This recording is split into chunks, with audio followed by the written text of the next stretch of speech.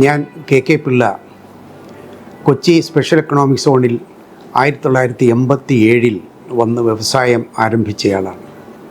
മിക്കാസു frozen food private limited എന്ന കമ്പനിയുടെ എല്ലാ ഇന്ത്യൻ മെയ്ഡ് ആഹാര സാധനങ്ങളും ഫ്രോസണായിട്ട് ഡെവലപ്ഡ് കൺട്രീസിൽ അമേരിക്ക, UK, യൂറോപ്പ്, ഓസ്ട്രേലിയ തുടങ്ങിയ രാജ്യങ്ങളിലേക്ക് കയറ്റുമതി ചെയ്യുന്നയാളാണ്.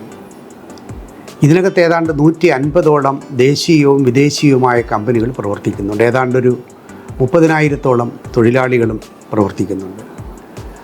ഇന്ത്യയുടെ കയറ്റുമതി മേഖലയെ ആകെ എടുത്തു കഴിഞ്ഞാൽ ഇവിടം ഏറ്റവും കൂടുതൽ കയറ്റുമതി നടത്തുന്ന, ഏതാണ്ട് 1,50,000 കോടി രൂപയ്ക്ക് കയറ്റുമതി നടത്തുന്ന, വിദേശ നാണ്യം നേടുന്ന മേഖലയാണ്. ഇതിൻ്റെ അസോസിയേഷൻ്റെ പ്രസിഡൻ്റായിട്ട് കഴിഞ്ഞ 10-20 വർഷക്കാലമായി ഞാൻ പ്രവർത്തിച്ചു വരികയാണ്. ഇതിനു പുറമെ എക്സ്പോർട്ട് പ്രൊമോഷൻ കൗൺസിൽ എന്ന മിനിസ്ട്രി ഓഫ് കോമേഴ്സിൻ്റെ കീഴിലുള്ള സംഘടനയുടെ സൗത്ത് ഇന്ത്യയുടെ ചെയർമാനുമാണ്. ഞാൻ നമ്മുടെ കാഷ്യൂ ബോർഡിൻ്റെ ബോർഡ് മെമ്പറാണ്. കഴിഞ്ഞ 2 വർഷക്കാലം agro processed food export development authority APIDA എന്ന് പറയുന്ന ബോർഡിൻ്റെയും അതോറിറ്റി മെമ്പറായിരുന്നു. ഈ കയറ്റുമതി മേഖലയുമായിട്ട് ബന്ധപ്പെട്ട് എപ്പോഴും ബഡ്ജറ്റ് ഉത്ഭവിക്കുമ്പോൾ അതിനെക്കുറിച്ച് സംസാരിക്കുക സ്വാഭാവികമായി സംഭവിക്കുന്നൊരു കാര്യമാണ്. 2025 ഫെബ്രുവരി 1-ാം തീയതി ശ്രീമതി നിർമ്മല സീതാരാമൻ പ്രസൻറ്റ് ചെയ്യുന്ന ബഡ്ജറ്റിൽ 2027 $2 ട്രില്യൺ കയറ്റുമതി ഭാരതം അച്ചീവ് ചെയ്യണം എന്നുള്ള കാഴ്ചപ്പാടുള്ളത് കൊണ്ട് അതിൻ്റെ മുന്നോടിയായി രാജ്യത്തെ ആകമാനം ഉൾക്കൊള്ളിച്ചു കൊണ്ടുള്ള ഒരു ബഡ്ജറ്റായിരിക്കും എന്നുള്ള കാര്യത്തിൽ സംശയമില്ല. ഇതൊരു ബാലൻസ്ഡ് ഓൾ ഇൻക്ലൂസീവ് ബഡ്ജറ്റ് എന്ന് നമുക്ക് പറയാൻ സാധിക്കും. ഒരു പ്രത്യേക മേഖലയ്ക്ക് വേണ്ടി പ്രാധാന്യം നൽകും എന്ന് നാം പ്രതീക്ഷിച്ചാൽ അതൊരു പക്ഷേ സാധിച്ചു എന്ന് വരത്തില്ല. കാരണം ഏറ്റവും കൂടുതൽ പ്രാധാന്യം നൽകുന്നത് ഒന്ന് ഇൻഫ്രാസ്ട്രക്ചറൽ ഡെവലപ്മെൻറ്റ്, അതായത് റോഡ്, റെയിൽവേ, കൂടാതെ ഷിപ്പിംഗ്, പോർട്ട്, എയർ, ഇതുവഴിയെല്ലാം നമ്മുടെ കാർഗോ വിദേശത്തേക്ക് കയറ്റി അയക്കുന്നതിനുള്ള മാർഗം എങ്ങനെ നമുക്ക് സ്ഥിരമായി എക്സ്പെൻസ് കുറച്ചുകൊണ്ട് പ്രയോജനപ്പെടുത്താം എന്ന് പ്രാഥമികമായിട്ട് ചിന്തിക്കുന്ന ഒരു ബഡ്ജറ്റായിരിക്കും ഇത്.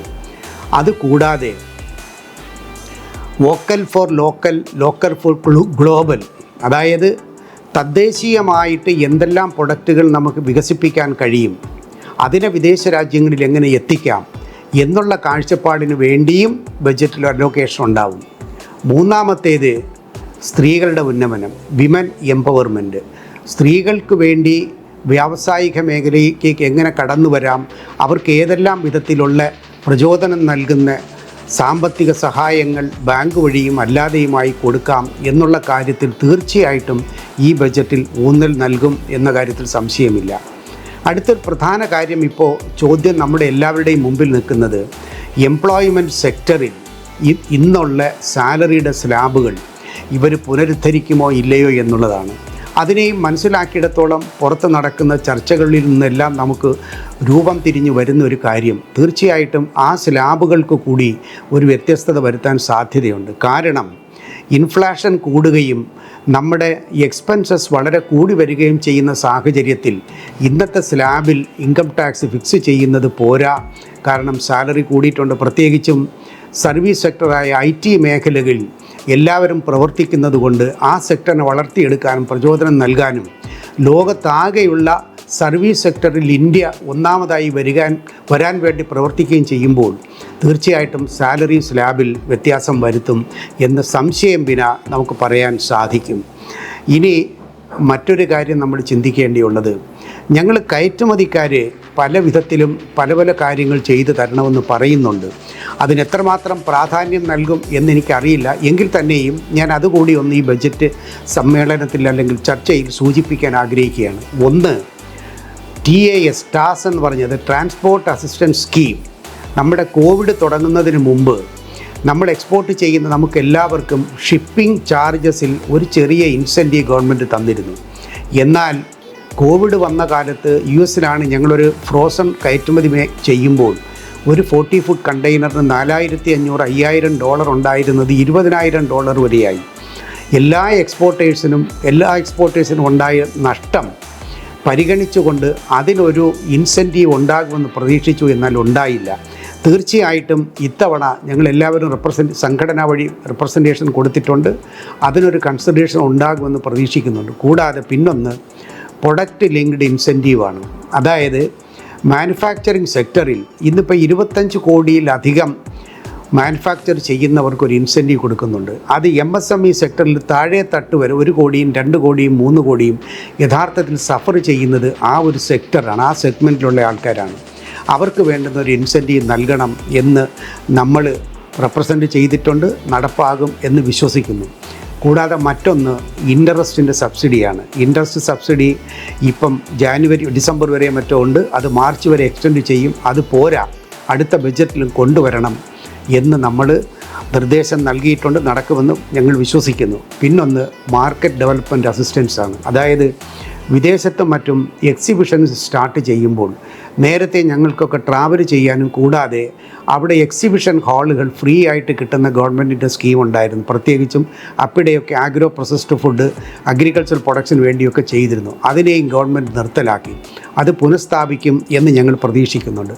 പിന്നെ മറ്റൊന്ന് RODTEP എന്ന് പറയും. അതായത് റെമിഷൻ ഓഫ് ടാക്സസ്, ഡ്യൂട്ടീസ് എല്ലാം കൂടി ചേർത്ത് ഞങ്ങൾക്ക് എക്സ്പോർട്ട് ചെയ്യുമ്പോൾ അതിൽ ഓരോ സെക്ടറിലും ഞങ്ങൾക്ക് നൽകേണ്ടി വരുന്ന ടാക്സുകൾ റീഫണ്ട് കിട്ടുന്നൊരു സ്കീം ഗവൺമെൻറ് പ്രഖ്യാപിച്ചിട്ടുണ്ടായിരുന്നു.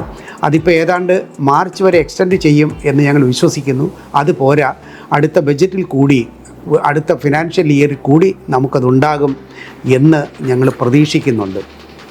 ഇത്രയും കാര്യങ്ങളെല്ലാം പുതിയ ബഡ്ജറ്റിൽ സ്വാഭാവികമായിട്ടുണ്ടാകും എന്ന് പ്രതീക്ഷിക്കുകയാണ്. നമ്മുടെ GDP വളർച്ച 8% മുകളിൽ വരുമെന്ന് പ്രതീക്ഷിച്ചത് വരാനുള്ള സാധ്യത കുറവാണ്. എങ്കിലും 6ൻ്റെ മുകളിൽ 6% എബവ് ഉണ്ടായിരിക്കും എന്ന് തീർച്ചയായിട്ടും ഞങ്ങൾ പ്രതീക്ഷിക്കുന്നുണ്ട്.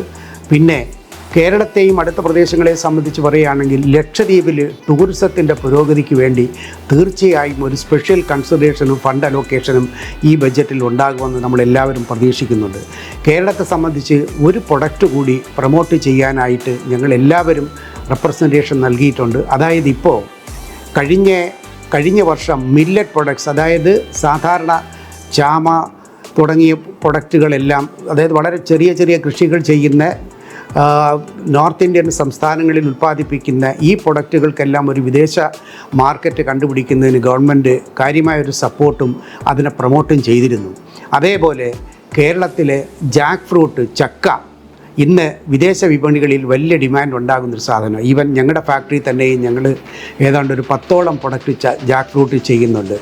ജാക്ക് ഫ്രൂട്ടിൻ്റെ ബിരിയാണി, ജാക്ക് ഫ്രൂട്ടിൻ്റെ ടിക്ക മസാല, ജാക്ക് ഫ്രൂട്ടിൻ്റെ kurma, jackfruit barbecue, jackfruit burger തുടങ്ങി, പിന്നെ അതിൻ്റെ സമോസ, സ്പ്രിംഗ് റോൾ, ഇങ്ങനെ അനവധി. അപ്പം ആ ഒരു പ്രൊഡക്റ്റ് നമുക്കിന്ന് കേരളത്തിൽ ധാരാളം വേസ്റ്റായി പോകുന്നുണ്ട്. സീസണലാണ്. അതിന് വേണ്ടുന്ന ഒരു കാഴ്ചപ്പാട് ഗവൺമെൻറ്റിനുണ്ടാകും എന്ന് നമ്മൾ പ്രതീക്ഷിക്കുന്നുണ്ട്. തീർച്ചയായിട്ടും ഈ ബഡ്ജറ്റ് ഒരു ഉത്തേജനം നൽകുന്ന, എല്ലാ മേഖലകൾക്കും ഒരേപോലെ പ്രാധാന്യം നൽകിയും വളർത്തിയെടുക്കേണ്ട സാധാരണ ലെവലിലുള്ള എല്ലാ മേഖലയിലും സാധാരണക്കാരുണ്ടാക്കുന്ന പ്രൊഡക്റ്റുകൾക്കും ചെറിയ ചെറിയ വ്യവസായങ്ങൾക്കും പുരോഗതി നൽകുന്ന, മുൻപോട്ട് ഗമിക്കുന്ന ഒരു ബഡ്ജറ്റായിരിക്കും എന്നാണ് ഞങ്ങളുടെയൊക്കെ വിശ്വാസം. ഇന്ന് എന്നെ ഇൻ്റർവ്യൂ ചെയ്യാൻ വന്ന നിങ്ങൾ സിക്കിയുടെ സദേൺ ചാപ്റ്റർ കൊച്ചിയിൽ സ്ഥാപിക്കുന്നു എന്ന് ഞാൻ അറിഞ്ഞു. അതിന് എല്ലാവിധ ആശംസകളും നേരുന്നു. അതിനോടൊത്ത് എനിക്കും നിങ്ങളുമായിട്ട് ഒരു സംഭാഷണം നടത്താനും എന്നെ ഇൻ്റർവ്യൂ ചെയ്യാനും അവസരമൊരുക്കിയതിൽ അതിൻ്റെ സംഘാടകരെ ഞാൻ അങ്ങേയറ്റം പ്രശംസിക്കുന്നു. എല്ലാ നന്മകളും ഈ ബഡ്ജറ്റിൻ്റെ ഈ പ്രസൻറ്റേഷനും നിങ്ങൾക്ക് അതിനൊരു ഉത്തേജകമായി മാറട്ടെ എന്ന് ഞാൻ പ്രാർത്ഥിക്കുന്നു. നന്ദി, നമസ്കാരം.